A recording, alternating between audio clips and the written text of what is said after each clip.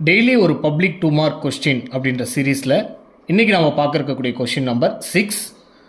Find the square root of 144 a power 8 b power 12 c power 16 divided by 81 f power 12 g power 4 h power 14.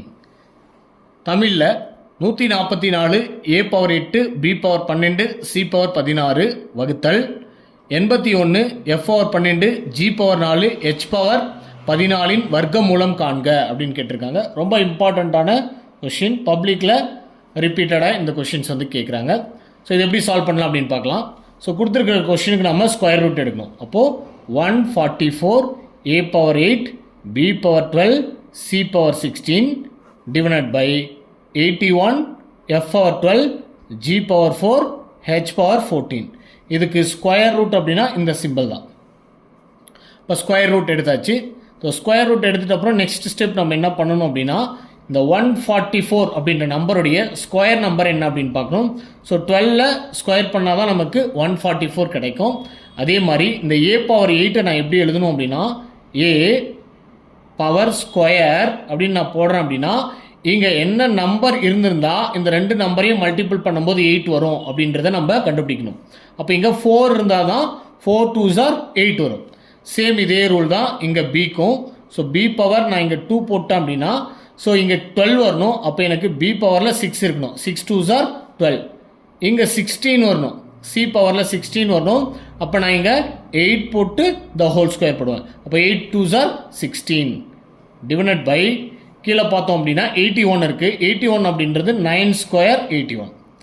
So இங்கே F power 12 இருக்குது. அப்போ F பவரில் நான் 6 போட்டு the whole square போட்டோம்னா 6 2s are 12. So இங்கே நமக்கு g power 4 ஈஸியான நம்பர். 2 போட்டு பவரில் 2 போடலாம். 2 2s are 4. இப்போ h பவர் 14 அப்படின்னும் போது h the whole square. So how many 2s are 14? எத்தனை 2 வந்து 14 கிடைக்கும்? 7 2 14 கிடைக்கும்.